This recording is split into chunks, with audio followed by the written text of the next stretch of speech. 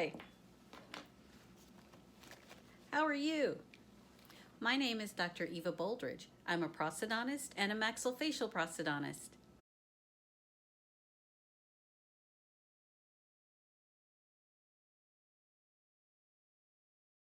Prosthodontics is one of the dental specialties. To be a prosthodontist, you have to go through 4 years of dental school, additional 3 years in your residency program to be a prosthodontist, and then do an additional year of subspecialty training in maxillofacial prosthodontics.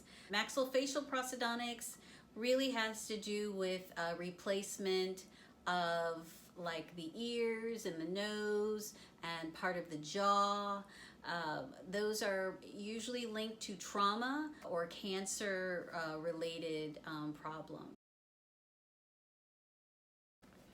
I have been practicing prosthodontics and maxillofacial prosthodontics in the Houston area for over 15 years now. And here you can see a picture of the building that I work in. I share the office with a general dentist who was very kind in opening his door to me when my office was destroyed. So I've been very grateful.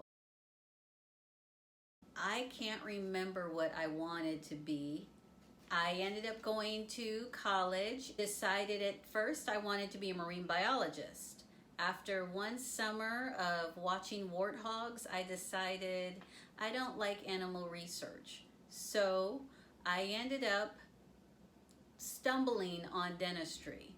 I started to grind my teeth at night because I was stressed. I was grinding so hard that I couldn't open my mouth. So I ended up having to go to a specialist to have her help me open my jaw so I could actually put food in my mouth. After meeting her and she treated me, I said, I'm gonna be a dentist. And I left her office, went to the dental school, found out what it took to be a dentist. A year and a half later, I was in my first year of dental school. No one believed me, but you know, here I am now. I went to regular undergrad. I started at University of Illinois in Champaign-Urbana and transferred to Butler University. Go Bulldogs. I went straight from college to graduate school. I was a science major, so everything I used went towards my dental school training. My first job, I worked for Hallmark Cards. I helped change out their card departments. I was also a lifeguard. I also worked at cleaning out the meat area in a grocery store. I worked as a tour guide at my college. I was flipping burgers at my college when I was a freshman to make some extra money. I babysat a lot. I also worked in a department store, a few department stores. I worked as an actor and a model through college. It paid the bills. What advice would I give to my younger self if I could do my career path all over again? Take some more art classes. That would be my biggest thing. I do anything differently than right now? No. My first job was actually working for one of my mentors here in Houston. He gave me my first patient and I was very grateful. I ended up getting my own practice and working in the West Houston area for probably around 13 years. Unfortunately, that office was destroyed in Hurricane Harvey. So I had to move my office to the Galleria area, which is where I am now. A typical day for me starts around 8:30 in the morning. I get into the office and make sure that the cases are ready to go, and most of that is done the day before. We have to make sure patients have scheduled or if they've canceled, and that if their teeth had come in, honestly.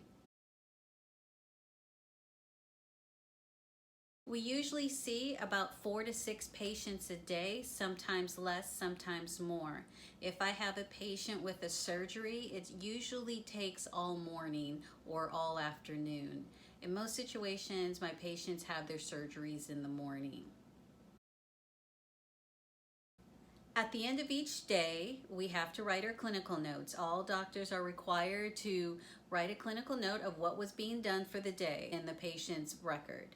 I also have to call other doctors to make sure my other patients are doing okay. And then at the end of the day, I also make sure that cases for the next day are ready to go. Why is my job so important to me? I really like the idea of being able to recreate someone's smile. I like the way that artistry and science and medicine meet together in dentistry. You're taught all these things in school, and you're supposed to use all that information to treat your patients to the best of your ability, and sometimes that means mixing 2 or 3 things together to make it work for the patient. What personal skills or interests do I use on the job? Definitely photography. I have been a photography buff since elementary school because I take pictures of everybody. It's also good for advertising as well, and reminding the patient of what they look like before versus what they look like after. People don't believe it, but it takes a lot to mimic and try to recreate what was made naturally. So there's a lot of artistry involved with that. In dentistry right now, especially prosthodontics, we are really involved with 3D dentistry. So I have an intraoral scanner that I use instead of impression material, and I have a laboratory scanner as well. I think it's really exciting. We're using engineering software to already make crowns. Now we're starting to 3D print dentures, and I'll have to show you my first 3D printed denture. It was pretty cool. Education does is make you think about what you're doing and really ask the questions, what am I trying to correct? What am I trying to make right? And sometimes there's problem solving with some of my patients where they've lost a lot of tooth structure, and I have to figure out why did this happen, and how can I avoid that happening again after I help fix the patient's smile. What's also really important, especially in prosthodontics, is that we have to do a lot of study of all the materials that are used in dentistry. So that includes wax, and it includes different kind of resins, and it includes metals that you have for implants, and then stone, which you use to duplicate the mouth.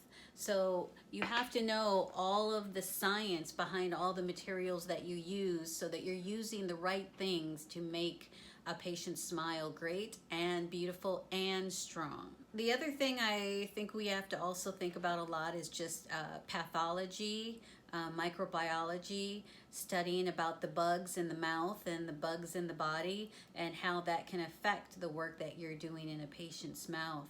So there's a lot of science in dentistry, but there's also a lot of engineering, believe it or not, and artistry. So those are the 3 big things that I think about when it comes to dentistry, especially prosthodontics.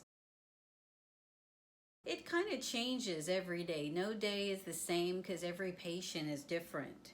When I see patients, they're usually with me for about 1.5 to 2 years, so I get to know a lot about them. So it's a little bit different than your regular dentist that you go to. You may see them for a few fillings, and then you see them for cleanings. When I see patients, they usually start treatment with me. The majority of my patients, it takes about 1 year to 2 years for us to finish all the work that they need.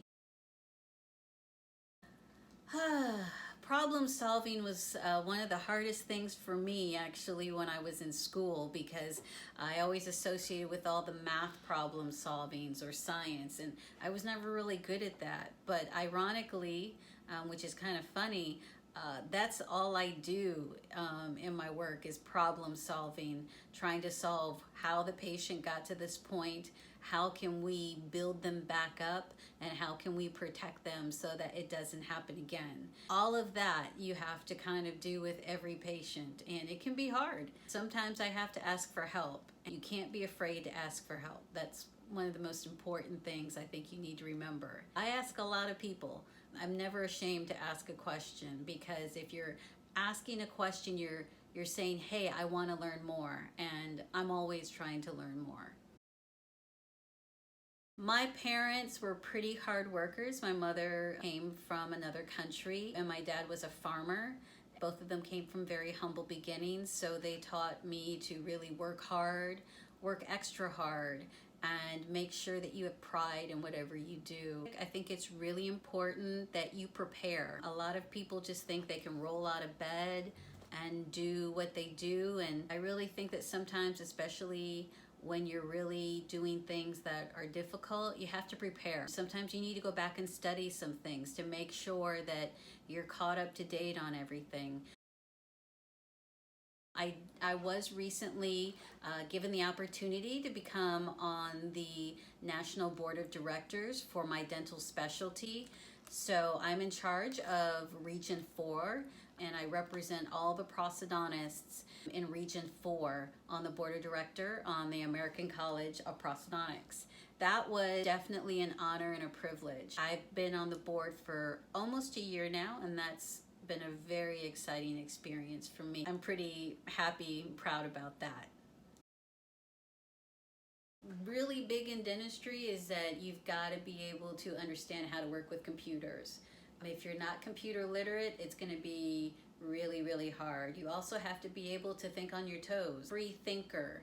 Also someone who is a team player, because in our office, everyone's working together. Yes, I may be the doctor, but everything that we do is all part of a teamwork. Make sure that you can do whatever you can to find out about the company and the person that you're interviewing with. No one likes someone who just shows up. A lot of times they're hiring for a position, but they may want to see if you're capable to move beyond that. If you offer more than just what is asked, you have a higher possibility of going further. Bye.